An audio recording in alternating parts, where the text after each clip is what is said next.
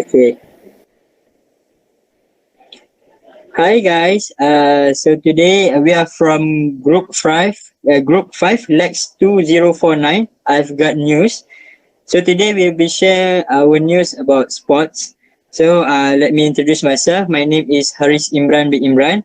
I'm from Faculty of Food and Science Technology, and my metric number is 198666. Hey, hello guys. My name is Shrema Darshni Ganisegai, and my matrix number is 197514, and I'm from Faculty of Human Ecology. Hi guys, I'm Yashni Guganesware. My metri number is 196106 from Faculty of Human Ecology.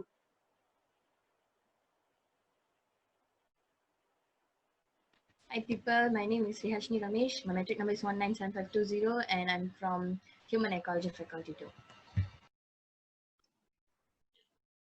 Hello guys, my name is Jesuda Vintison. My metric number is 199757 and I'm too from Faculty of Human Ecology. Hello guys, my name is Nuridaya Mohamed Johar. My metric number is 198936 and I am from Faculty of Human Ecology.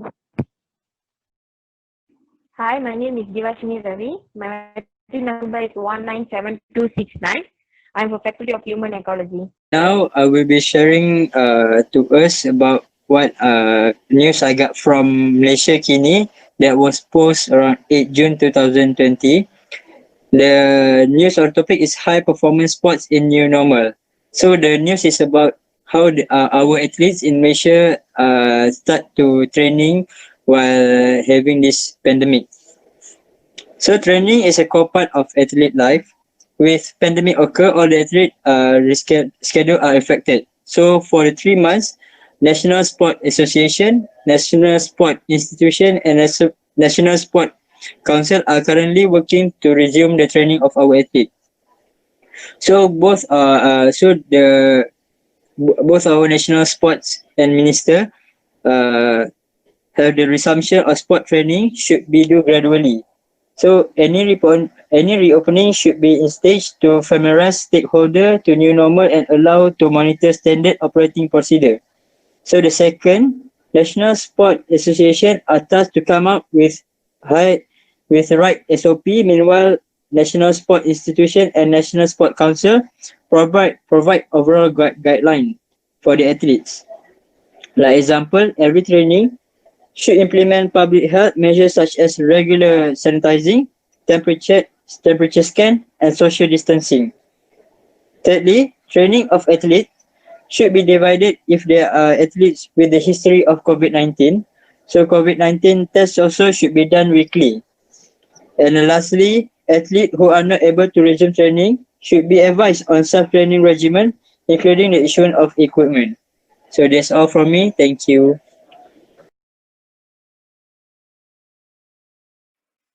Okay, so for today's sports section, I would like to deliver a news from New Street Times by Andrew Dermawan, June 3, 2020. The title is Malaysia will announce a medal target for Tokyo Olympics at right time. The Sport Ministry has yet to set a medal target for the 2020 Tokyo Olympics since the COVID-19 pandemic brought all sporting activities worldwide, including Malaysia, to stop in March. Minister Dato Sri Rizal American said it was too premature to do so now as the country's athletes under the Road to Tokyo program now only stated reporting for Olympic training on 2nd June, the first time since the pandemic. When the time comes, I will certainly announce our medal target. At the moment, it's too premature to say anything, he said. Nevertheless, in terms of medal potential, the Tokyo Olympic is seen as an enabler for Malaysia to possibly get its first Olympic gold medal either through world number one track cyclist Azizul Hasni Awang or shuttler Lee Zijia, who is now ranked 10th in the world, or the mixed doubles. There's also our para athletes who has contributed gold medals in the past Paralympic, he told newsmen when questioned during a visit to the Pasar Basic Kuala Muda.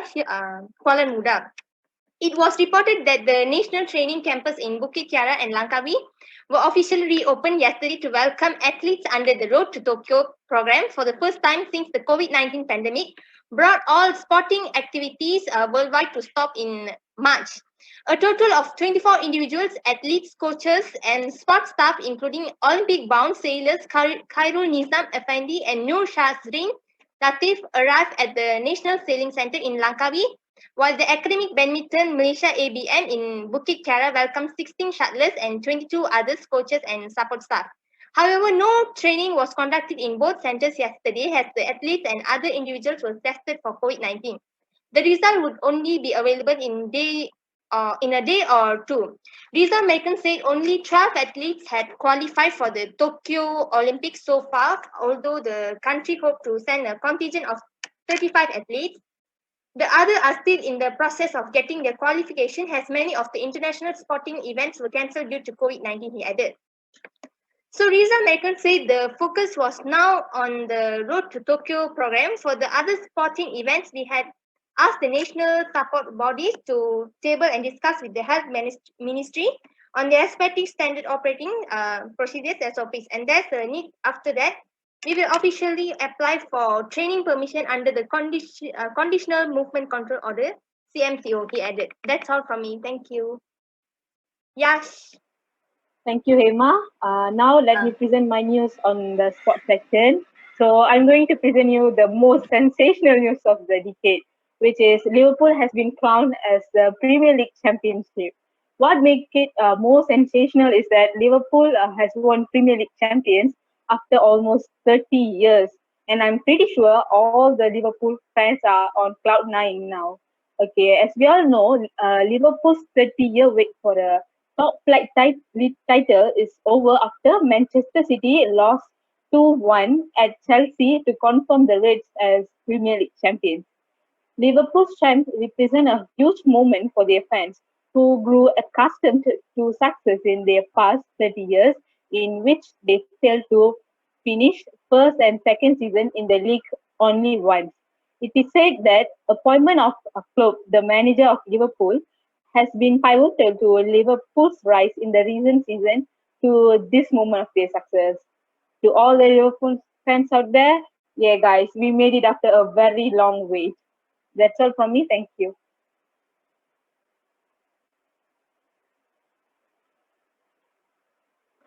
Okay, hi everyone.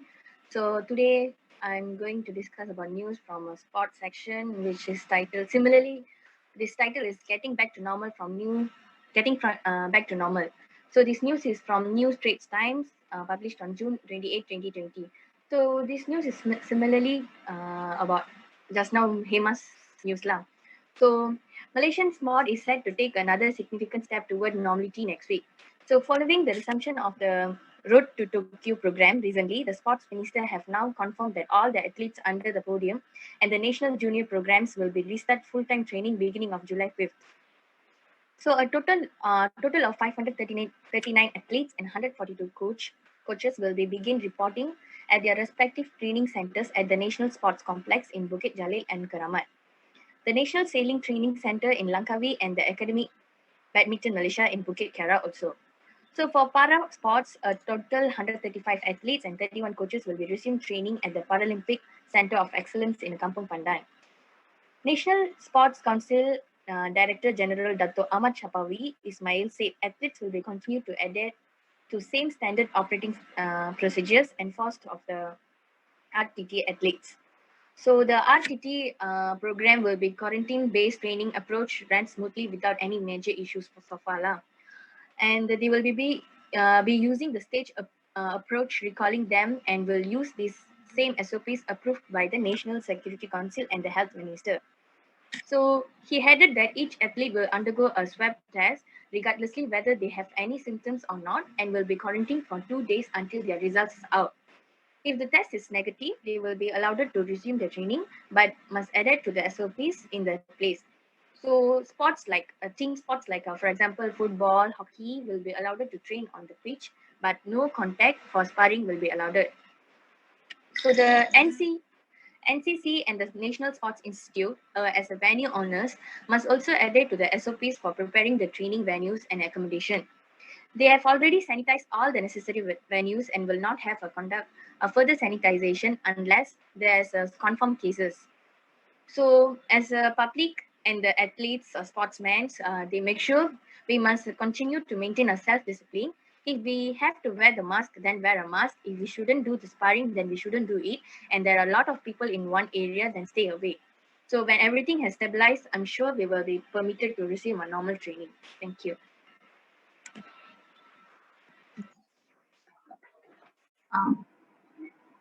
Hi everyone. Okay, since our topic we've chosen is about sports, so I've chosen an article entitled Cinema Makes It to SUKMA 2020. Can everyone hear me? Yes. Alright, okay. Alright. The article sounds like this. The inclusion of Silambam in SUKMA 2020 is hailed as a great opportunity for associations and exponents to work together to make it a success, according to Malaysian London. Persatuan Silambam Malaysia Deputy President R.T. Uday Kumar said Silambam was first introduced in SUKMA 2007 as a showcase and went on to be included as a competitive sport in two subsequent SUKMA events, but was left out in the following years. The traditional Indian martial art is being given another opportunity the following year, following a concerted effort led by Persatuan Silambam Malaysia and its president A. Viswalingam. SUKMA 2020 will be held in Johor from July 11 to July 19. The effort also received the support and assistance of Youth and Sport Minister Sheikh Sadiq Sheikh Abdul Rahman, as well as Johor State Exco member Sheikh Umar Bakrim Ali and Dr. S. Ramakrishnan. Selangor PKR Vice Chairman Dr. Satish Kumar Govindaraju called on Silambam Association in all states to work with Persatuan Silambam Malaysia to provide an opportunity for the exponent to help elevate the sport and secure its continued presence at the nation. Okay, this article were released. Okay, this article was released on 2019, 31st August. Okay, since this PKP, due to this COVID pandemic, this initiative has been postponed. And according to my research along this article, they said that our new government, new cabinet will look into this idea and they will give a solution for the Persatuan Silambam. Thank you.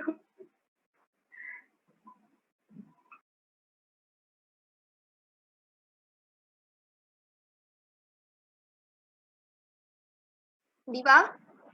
Yeah, Emma, can you hear me? Okay. Yeah, can. Okay. So the news that I take from New State Times, which is published on July 1st, 2020. So the news title is BAM needs financial aid to host Malaysian Open. So BAM will not host the Malaysian Open in November if there's no financial assistance from the Badminton World Federation BWF.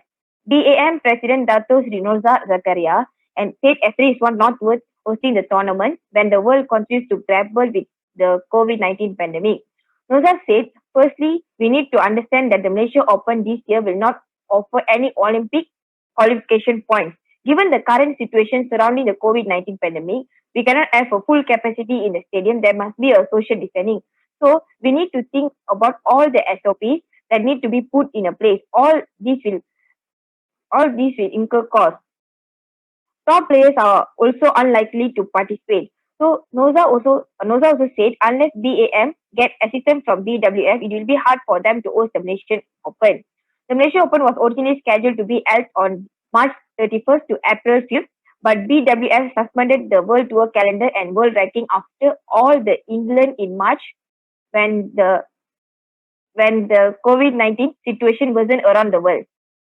So the Olympic qualification process will begin next year. So we rather save our own resource for now for next year. He had it. So I think that's all from me. Okay, I'll continue. I'm going to deliver news in the title of Gender Equality Through Sport in Malaysia. This news is published in the Asian Post by Liana Hassan on 30th August 2019. This news is about a woman athlete, their opinion toward the gender equality in our sport, and what is actually the real situation that happening in Malaysia. Malaysian athletes come from different ethnicities, cultures, and backgrounds, which have created an environment of tolerance, understanding, respect among our athletes. Sport is one of the great drivers of gender equality, which is important enabler towards us to achieving the UN Sustainable Development Goals. But this is not to say that Malaysia is not producing outstanding female athletes, as we have achieved in squash, karate, bowling, swimming, diving, and wushu.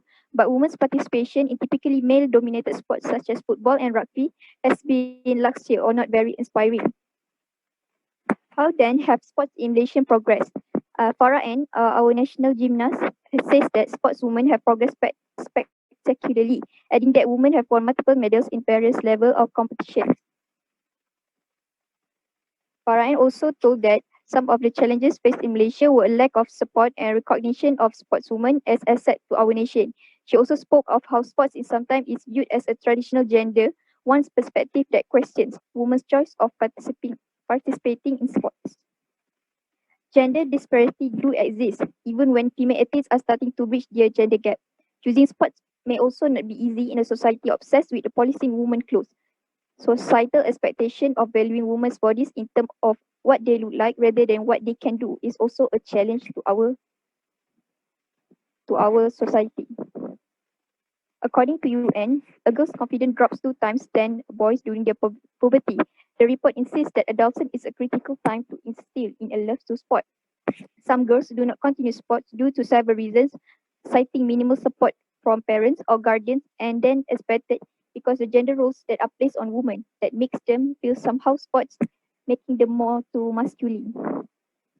Nicole David, the recently retired legendary professional squash player from Malaysia, concurs with the observation that it is tough situation that a lot of girls face because they are worried about being seen as a tomboy. Stereotypes, discriminatory social norms, and lack of representation remain some of the most pervasive barriers to gender equality around the world, especially what we're talking about in the sport. Though Malaysian women are taking strides in breaking the barriers set by traditional gender roles. We have Atina Osman as our nation MMA fighter, and she is only 70 years old. And other is Phoenix. She is a female wrestler. Putting aside her hijab, Phoenix take on hulking opponents while standing at 155 centimeters only and weighing just 43 kilograms, and she is only 19 years old. According to my opinion, Malaysia should show support to its women and men in sports by celebrating their wins as much as their efforts of continuously fighting to bring pride to our country. Sport has the power to change the world. It has the power to inspire. That's all from me.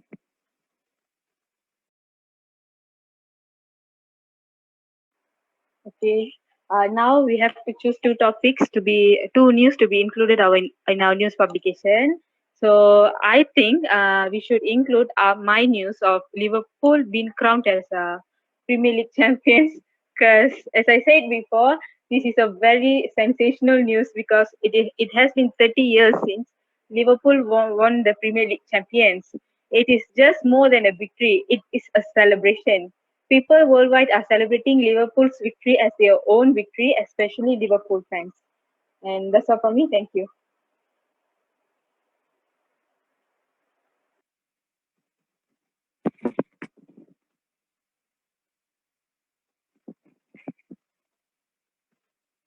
Can I add? Can I justify my opinion? Yeah, sure. Okay, I will support on my own news because when we post my news in our publication, we can voice out our women national athlete about their problems. So it can take the problem into concern and find a way to solve it. And it's not impossible to extend the potential of our national athlete if the problem being solved. Thank you. Okay, so I would like to support Nurul's idea and Yash idea also because it's like a big thing. It's a big news. So I would like to include the news in the publication, our publication. So next. All right, even I also agree to Nurul, Yash, and also Hema because since Yashini's topic is a hot topic, and I think if we add Yashini's topic and also Nurul's topic, it will gather more attention among the readers, and it will help our publication to be more popular among the other publications, maybe. All right, that's my opinion. Thank you. Yeah, I agree with y'all. It's same goes to. I agree with Yashni's news and Noodles news. So Noodle news will be a eye opener for all the, how to say, like people who think gender equality, who fighting for the gender equality. It will be a very good news and eye opening for all the society to look for all the, how to say, like talented women in the society, and that's all. I do agree with all of your points. So I would suggest that maybe Yash news and Nurul news should be added in our publication. Right. Since all of us are agreed to, Viva, are you done? Can I speak? Okay. Since all of us agreed to Nurul's and Yashni's article, so we're going to publish the article for our this publication. All right. All right. Bye. Thank you for joining today. Thank you guys. Bye. Thank you guys. Bye. Bye.